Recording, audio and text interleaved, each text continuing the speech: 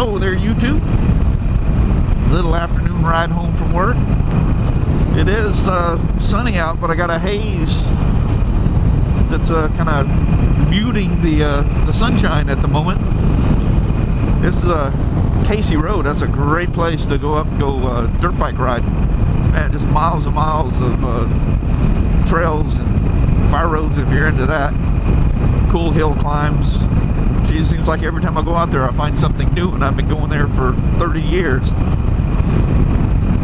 My son found some really cool stuff out there, but a lot of people, you know, you get to talking about it, oh yeah, that's whatever, you know, all these little mountains and hills and whatnot have names for them. Yamaha Hill and Brokeback Mountain and God knows what, you know.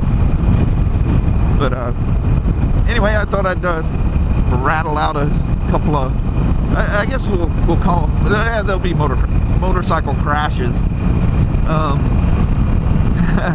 about we talk about a crash that wasn't with me, the friend that I keep referring to.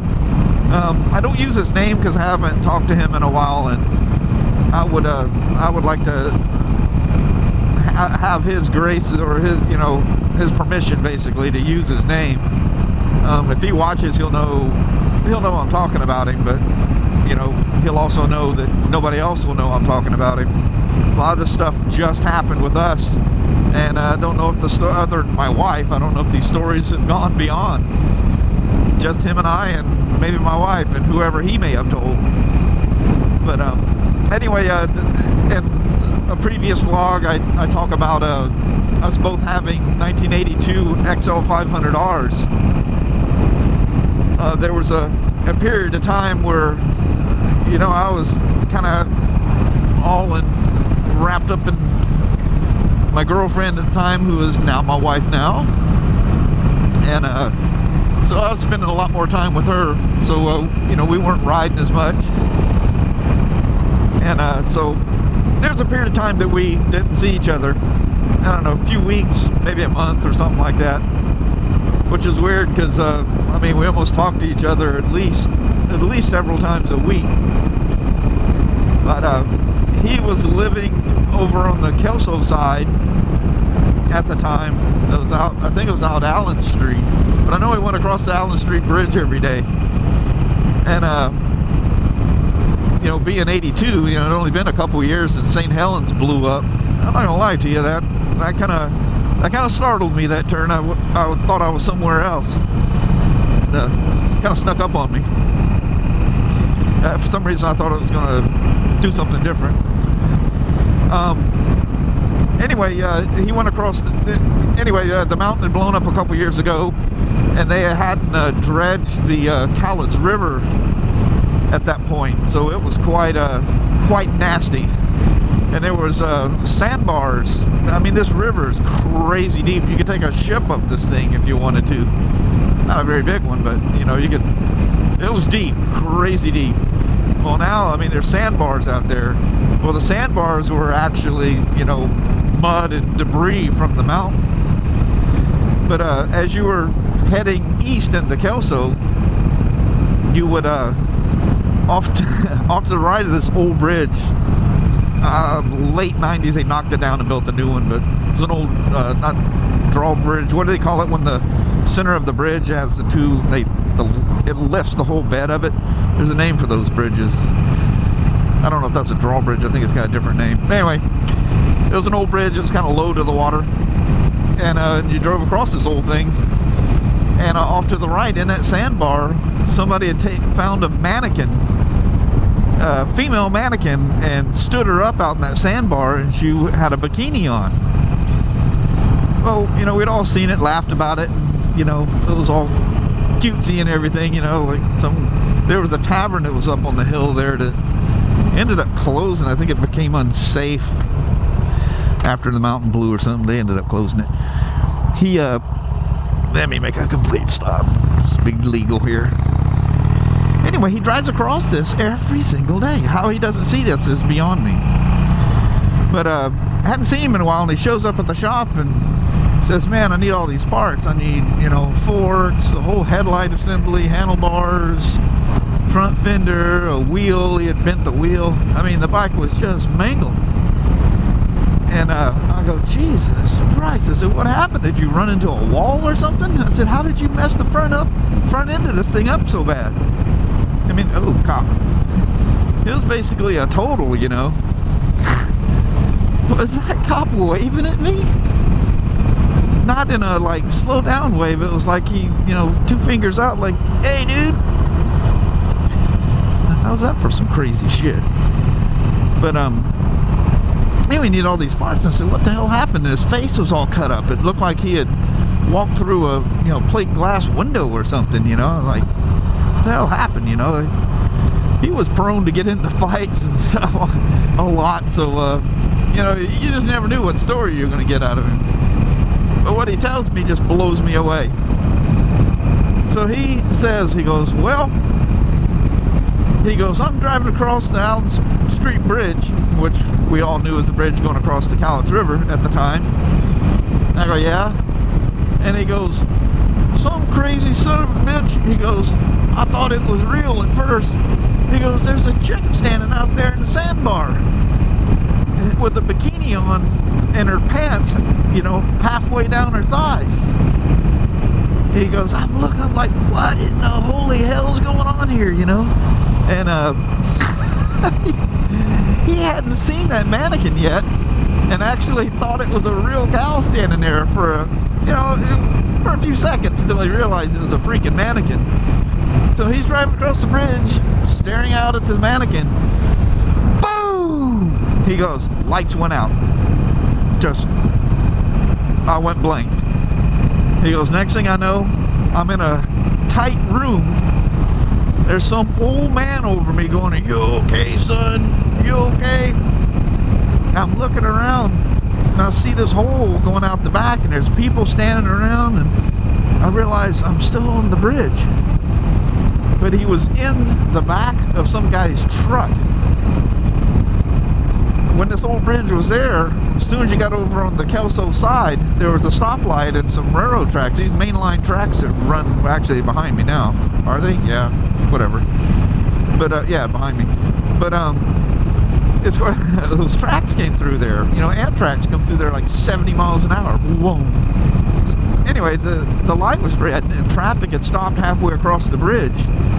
He's looking at the mannequin, didn't realize the traffic had stopped, ran into the back of this Chevy pickup truck and blew right through the canopy window in the back.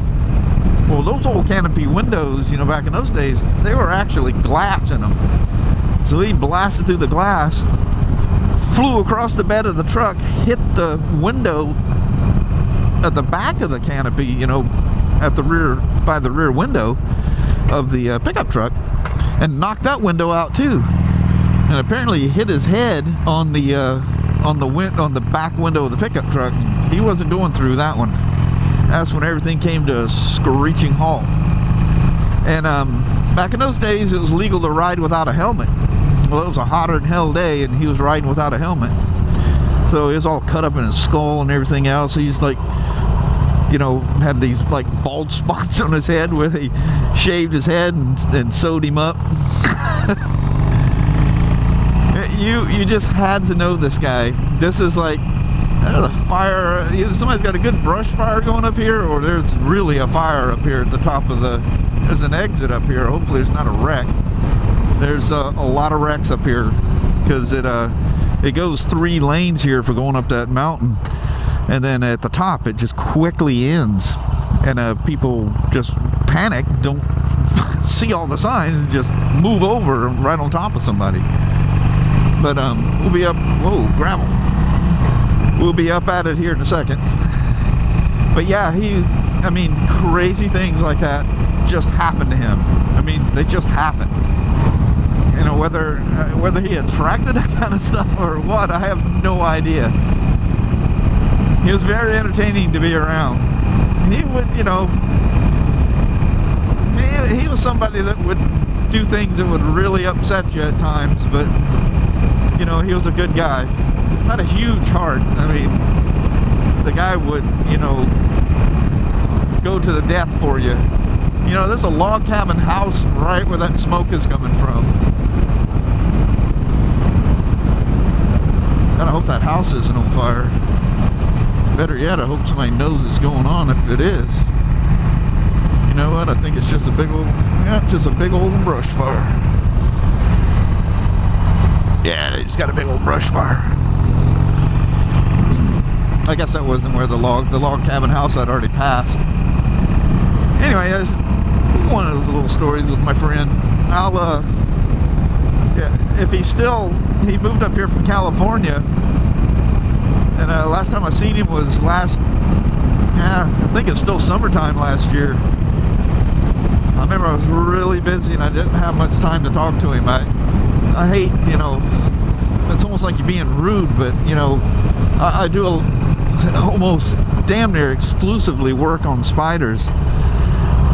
And most of our customers are not local, so they wait for these, you know, 3-hour services and whatever else we do to them, you know, accessory installs and stuff like that. But you know, I gotta rush. I don't have time to chit chat and small talk, you know, when these people are here, you know. And sometimes, you know, they get stacked up, you know, I get behind on something, and so, you know, I was probably less than friendly to him. But anyway, I'd like to, if he's still here in the area and hasn't moved back down to California, I'd like to talk to him, and I'd like to do a video and introduce you to him. There's a lot of stories with this guy. I mean, a lot of stories. I mean, we did a lot of crazy rides and whatnot. So, a lot of fun. He was a lot of fun to ride with. He wasn't afraid to try or do anything. Sometimes it didn't always work out. Sometimes it didn't always work out for me either. I got some pretty crazy wrecks with him. Damn, is that another cop? Good God. Oh, no. What is with the police today? And somebody was just making a comment. He goes, "You're so lucky to live out there. There's no traffic." Well, yeah, there was no traffic, but I got 2 cops. But anyway, that's the end of that story. I hope I didn't go down too many rabbit trails there. But that's going to be that for that one. I made 12 minutes out of it. I'll tell you one little tiny story. So I'm out. Thanks for watching. Thanks for coming back. Thanks for all the comments. Thanks for the subs.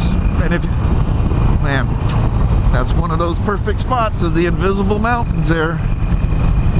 Kind of a unique spot where you see Mount Rainier and Mount St. Helens, like right there. Well, Rainier's gone now, it's behind the tree, so is St. Helens, but that's a rare spot that, and I don't have a camera on me to stop and take a picture of it, or I would. Maybe I'll make it a point to swing through there one day and take a picture of that, because it is kind of cool how you can see them both right there. So, anyway, if you haven't subbed, please do so, and hang around, chit chat with me.